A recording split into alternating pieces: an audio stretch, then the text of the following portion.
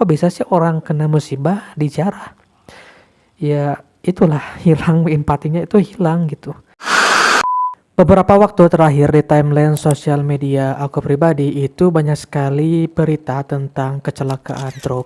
Baik yang truk tunggal tanpa ada muatan maupun yang bermuatan. Nah dari situ dari banyaknya berita-berita kecelakaan tersebut ada satu fenomena yang menurutku ini cukup miris mungkin. Yaitu tentang adanya orang-orang yang menjarah muatan dari truk yang mengalami kecelakaan. Nah yang jadi pertanyaan kok bisa sih orang-orang melakukan hal tersebut?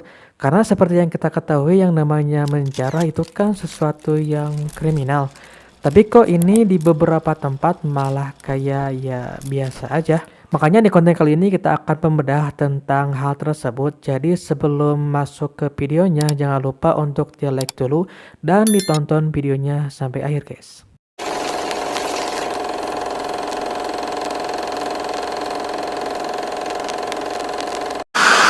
Untuk menjawab pertanyaan tersebut, aku melakukan sedikit riset, membaca beberapa referensi dari internet dan juga bertanya kepada AI untuk menjawab ini dan ya jawabannya menurutku cukup menarik dan cukup memuaskan juga.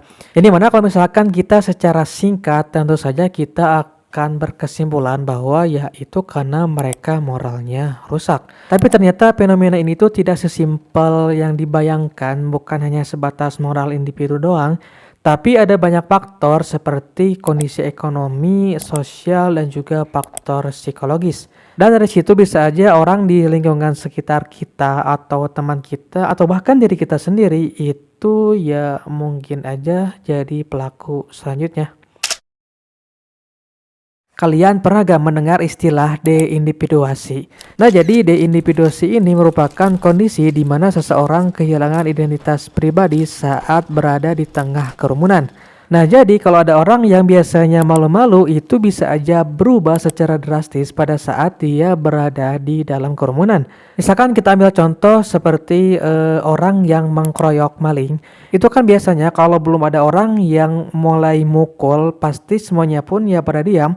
Tapi pada saat ada satu atau dua orang yang memulai mukul si maling, itu ya pasti banyak orang juga yang ikut mukul. Ya kira-kira analoginya seperti itu guys. Nah terus apa kaitannya dengan penjarahan ini? Nah jadi kata Philip Zimbardo dan juga Gustave Le Bon, dia bilang kalau dalam masa orang itu bisa berubah drastis. Jadi pada saat ada sebuah truk yang mengalami kecelakaan kemudian muatannya itu berserakan, kalau misalkan belum ada satu atau dua orang yang mulai ngambil muatan tersebut, pasti gak akan ada yang ngambil juga. Cuman karena ada satu atau dua orang yang ngambil, jadi ya orang-orang pun ikut berebut untuk mengambil muatan yang berceceran tersebut.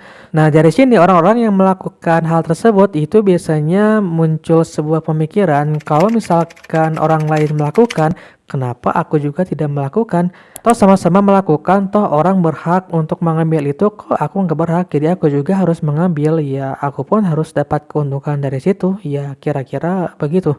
Dan efek kerumunan ini ya benar-benar nyata, ya begitulah apa adanya. Yang dimana ini adalah salah satu alasan kenapa banyak orang yang saling berebut muatan yang berserakan tersebut tanpa berpikir panjang antara benar atau tidak.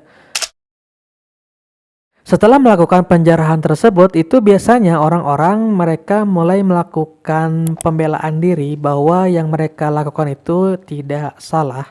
Dan ini tuh disebut dengan moral licensing, yaitu saat seseorang membenarkan tindakan salah karena merasa ada alasannya. Nah, coba deh kalian tanya kepada orang-orang yang melakukan penjarahan tersebut, tanya kepada mereka apakah yang mereka lakukan itu benar atau salah.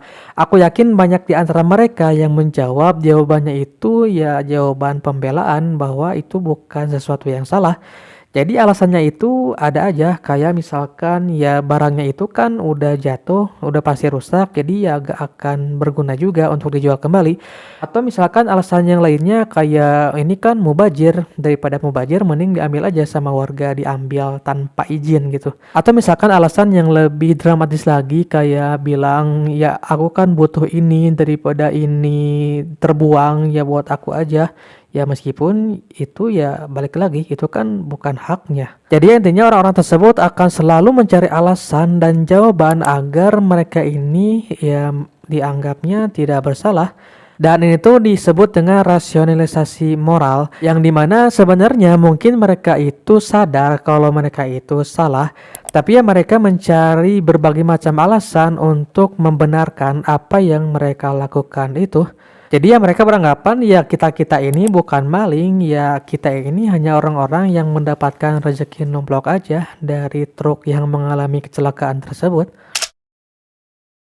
Ngomongin soal faktor ekonomi, coba kalian bayangkan kalian hidup di sebuah lingkungan yang kalian itu pendapatannya pas-pasan cuma bisa buat makan doang. Terus kalian cuma bisa membayangkan dan mengharapkan sebuah produk yang mahal kayak misalkan minuman atau makanan yang mahal yang kalian inginkan tapi kalian tidak bisa mendapatkannya karena kalian kekurangan uang untuk membelinya. Dan setelah itu tiba-tiba ada truk yang mengalami kecelakaan yang muatannya itu barang yang kalian inginkan. Menurut kalian kira-kira apa yang akan kalian lakukan? Nah, kondisi yang semacam itu ternyata bisa membuat seseorang melakukan penjarahan terhadap muatan yang berceceran karena kecelakaan tersebut. Nah, dari situ karena ketimpangan ekonomi tersebut itu bisa menimbulkan semacam pemikiran bahwa ya ini mumpung ada kesempatan barang yang kita inginkan dan itu ada karena truk yang kecelakaan, kenapa kesempatan kayak gini harus kita lewatkan? Itu barang yang kita mau lah, kenapakah kita ambil aja? Nah, ini kalau dalam sosiologi dikatakan bahwa dalam masyarakat yang timpang, penjarahan itu kadang dianggap sebagai momen pembalasan dendam sosial. Yang dimana pada saat mereka sebelumnya tidak punya apa-apa dan mengharapkan sesuatu, dan sesuatu itu benar-benar ada dari truk yang mengalami kecelakaan, ya buat mereka ya ambil aja demi bisa memenuhi apa yang mereka inginkan. Dan bagi mereka itu ya sebuah kesempatan, kapan lagi punya barang atau minuman atau makanan yang seperti itu, ya itulah waktunya. Dan seorang sosiolog yang bernama Ted Gur bahkan menyebut frustasi sosial itu bisa bikin masyarakat lebih rawan untuk memberontak. Dan dalam hal ini yang dimaksudkan itu ya tidak lain melakukan penjarahan. Kalau ditanya apakah mengambil muatan yang berceceran karena kecelakaan sebuah truk, apakah itu sebuah pencurian atau bukan? Tentu saja kita akan menjawab bahwa itu adalah pencurian karena kan itu mengambil yang bukan haknya. Tapi banyak di antara mereka yang menganggap bahwa itu tuh ya rezeki anak soleh, itu rezeki nomplok bukan sebuah pencurian. Ya padahal itu kan balik lagi bukan haknya. Nah, kenapa sih ini bisa terjadi? Ya baik lagi ini tuh karena minimnya edukasi soal hukum dan juga etika publik di negara kita ini. Dan di Indonesia itu bisa dibilang kesadaran hukumnya itu rendah. Dan hukum itu dianggap berlaku kalau misalkan ada polisi dan juga kalau ditangkap. Dan ini tuh berlakunya cukup umum ya. Misalkan kita pakai helm nih itu kan karena takut polisi bukan karena takut kecelakaan. Ya kalian ngaku aja deh. Ya itulah sama dalam konteks ini pun ya begitu. Mereka ini tidak sadar kalau ini tuh sebuah pencurian. Dan kalau memungkinkan ya masyarakat itu harus bisa diedukasi soal ini khusus gitu. Bahwa ini tuh ya pencurian bukan rezeki nomplok. Jadi ya mudah-mudahan tidak terulang lagi dengan begitu.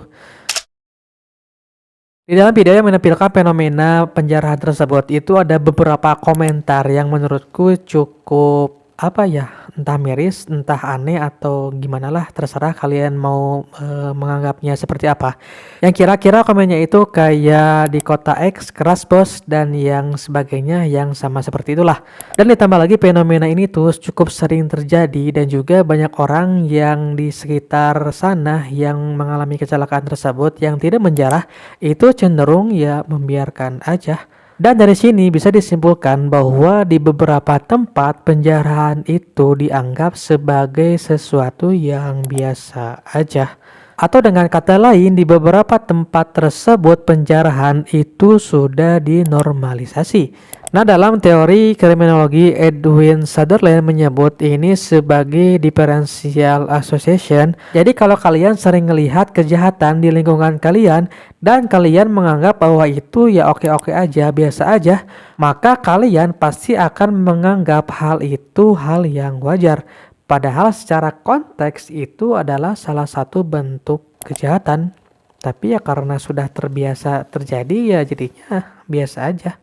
Atau istilah lainnya aku pernah mendengar ungkapan yang kayak gini, jadi kesalahan yang bersifat komunal itu bisa menjadi sebuah kebenaran. Jadi kalau misalkan ada satu orang yang mencuri dan semua orang itu mewajarkan mencuri, maka yang tidak mencuri yang salah. Dan hal ini tuh menurutku berbahaya. Jadi pada saat ada satu atau dua orang yang melakukan, jadi ya bisa aja semua orang yang di sana itu melakukan kejahatan yang sama karena itu sudah tidak lagi dianggap sebagai kejahatan. Ya ngeri juga sih kalau kayak gitu.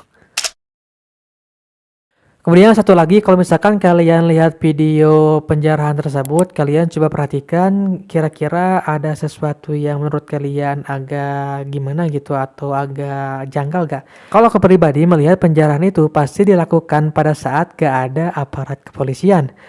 Jadi kan yang namanya kecelakaan itu sering kali ya pasti ada polisi yang ke sana. Tapi pada saat si polisi itu belum ada di sana, maka orang-orang itu pasti melakukan penjarahan. Nah, hal ini bisa terjadi karena baik lagi kesadaran hukum dari orang kita itu rendah. Sehingga kalau misalkan gak ada polisi ya dianggap gak ada hukum sama sekali, gak ada yang bisa menyalahkan. Makanya kata terapis Hirschi dalam teori kontrol sosial disebutkan bahwa kejahatan bisa dicegah kalau ada otoritas yang hadir dan kontrol sosial yang kuat. Jadi kalau gak ada aparat ya kontrol moralnya itu jadi lumpuh. Jadi ya begitu, fenomena ini bisa dicegah kalau misalkan ada aparat kepolisian yang langsung ada di sana pada saat terjadi kecelakaan dan orang-orang nggak akan berani menjarah kalau ada polisi. Ada satu hal yang menurutku ini sangat miris dan menyedihkan juga atas fenomena penjarahan ini, yaitu hilangnya rasa empati. Nah, jadi dalam beberapa kasus seringkali penjarahan itu terjadi pada saat supirnya itu mengalami kecelakaan. Misalkan supirnya masih belum sadar atau masih terjepit di dalam truk, itu orang-orang yang langsung melakukan penjarahan, ngambil kesempatan saat itu juga. Dan ini ya miris banget sih menurutku. Ditambah lagi di kasus yang lalu pernah ada yang supirnya itu dijarah dompetnya juga hilang, itu uangnya itu benar-benar hilang sampai habis karena dijarah oleh orang. Ya ini balik lagi, mana empatinya, ini kan orang kena musibah, kok bisa sih orang kena musibah dijarah? Ya itulah hilang empatinya, itu hilang gitu. Cuma ya di sini dikatakan bahwa kalau misalkan orang itu menganggap bahwa kebutuhan pribadinya itu lebih penting, maka itu bisa mematikan rasa empati dari seseorang. Dalam psikologi ada yang disebut dengan bystander effect, yaitu ketika semua orang diam atau bertindak egois, maka orang lain akan melakukan hal yang sama seperti itu. Dan hal ini tuh bisa lebih parah kalau ditambah ego depression, yang dimana ego depression ini adalah sebuah kelelahan mental karena tekanan hidup. Jadi dari sini rasa empati itu bisa hilang karena rasa lapar dan rasa ingin memiliki.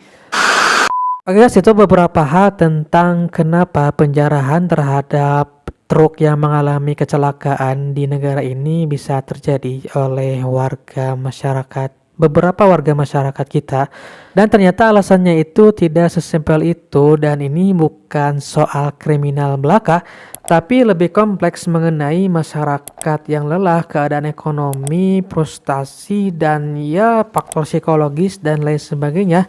Yang ini tuh bisa dialami oleh siapa aja, dan oleh sebab itu maka fenomena ini mungkin bisa terjadi dan kalian bisa aja jadi pelaku selanjutnya. Tapi ya mudah-mudahan sih enggak ya. So, menurut kalian bagaimana? Kalau misalkan kalian tidak setuju dengan ini, kalian boleh berdiskusi di kolom komentar dan ajukan argumentasinya atau menambahkan yang menurut kalian benar. Dan kalau misalkan kalian juga mau mengkoreksi apa yang aku sampaikan, boleh kalian koreksi di kolom komentar. Dan ya segitu aja, nggak perlu panjang-panjang banget. Sampai jumpa lagi di konten selanjutnya guys.